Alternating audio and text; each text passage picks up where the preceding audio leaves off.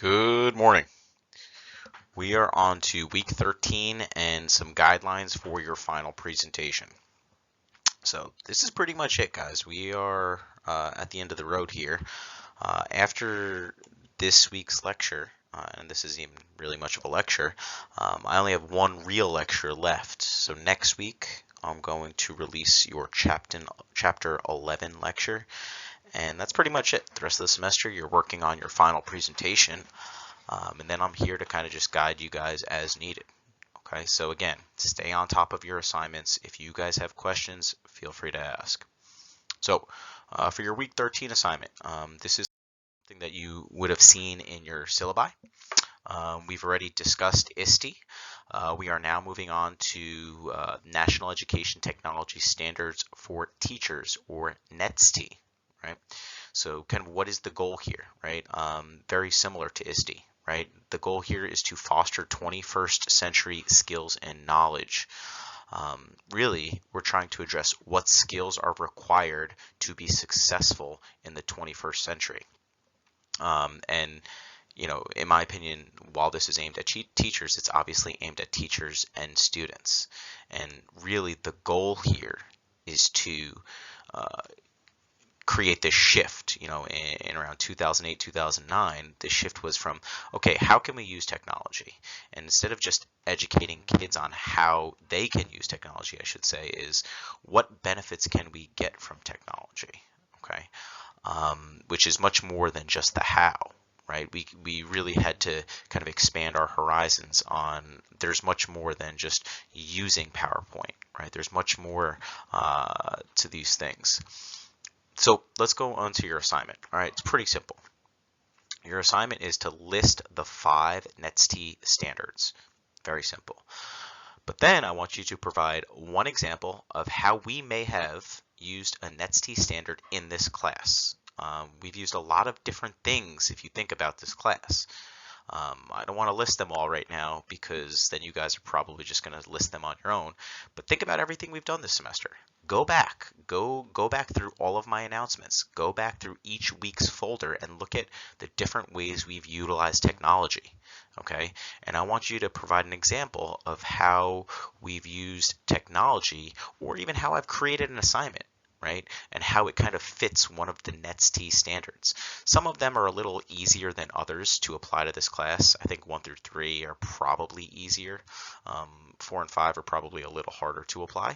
But again, it's up to you. Just how one, I don't need all 5. Just give me one example and make sure you specifically state which standard that example is kind of addressing or touching, right?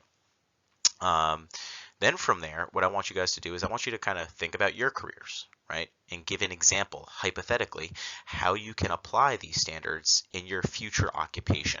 And I say specifically your future occupation because not all of us are going to be educators. So basically how we can use technology, how you can use technology in your future occupation. I don't know, maybe you want to be a strength and conditioning coach. Maybe you want to be a physical therapist. You know, how can you use these standards and technology in your future career? All right, pretty simple. This is going to be a discussion board assignment, okay? All right, let's move on to your final. Your final is very, very, very similar to your midterm, as I've said all semester, right? There are some key differences that I'm going to address here, right? So your final is identify a use of technology to improve a health and wellness outcome. All right, so I gave you 2 examples, right? Something using a pedometer. That's an easy one. We talked for probably 3 to 4 weeks about gaming, right? And the different forms of gaming. You know, we used Pokemon Go. We used the Zombie Run game, right? Identify a use of technology. This could be a general use. You don't have to tell me specifically about Pokemon Go, but a general use of technology to improve a very specific health and wellness outcome. Again, it doesn't have to be obesity. It could be really anything. I'm not restricting this to the classroom or anything along those lines. But once again, I'm big on being an evidence-based practitioner. So use a minimum of 3 peer-reviewed references that either address the technology or the problem. Okay, so whatever your problem is, I don't know, maybe it's hypertension, maybe it's diabetes. Think there's a lot of new technology out there that helps make diabetes management much easier. Um, again, it could be anything. If you're a strength and conditioning coach, it could be performance, right? Performance related.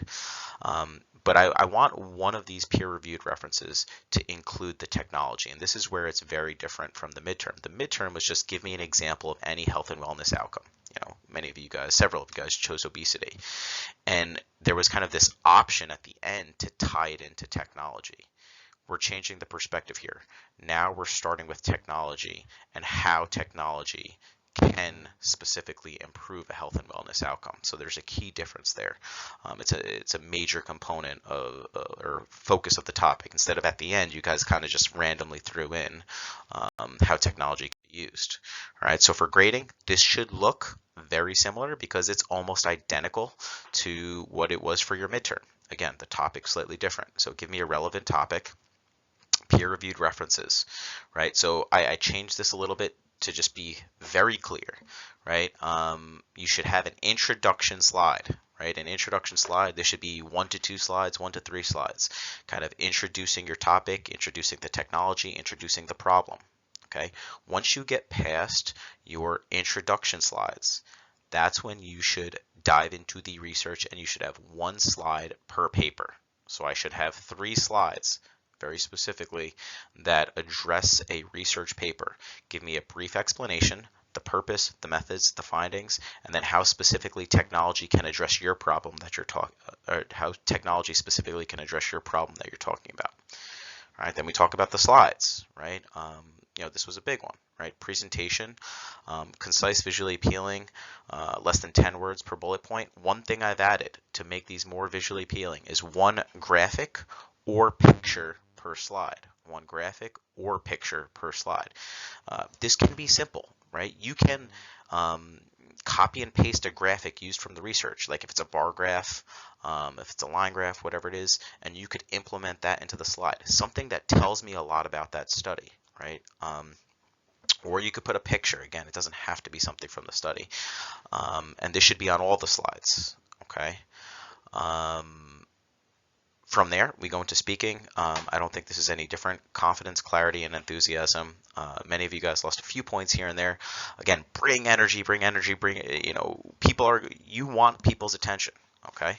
I did make 1 small adjustment, potential solutions. So this is where technology has to be addressed, and now we have to base our solutions on the research. I gave you guys leeway on the midterm to really come up with anything, and that was kind of your own opinion. And I thought some of you guys had some really creative opinions, but now your solutions have to be tied into the research. Okay, so make sure you address that. And then the other thing that I did not see on the midterm that I want to make sure we're providing credit where credit is due is provide internal citations.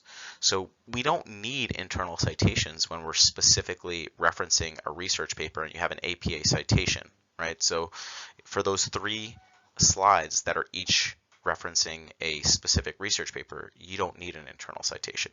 But on your introduction, when you're providing maybe a stat to get me interested, yes, there should be an internal citation about that statistic. Or maybe on your conclusion, when you're specifically referencing the findings, right? Because there should be a conclusion slide, right? Make sure you're providing internal citations. OWL Purdue has a good website on how you can include internal citations within a PowerPoint, okay? And that's only 5 points. So if you guys have any questions, let me know, and I'll be happy to help you guys. This is going to be due December 8th. This gives you guys plenty of time to start working on this now and start addressing any of the questions.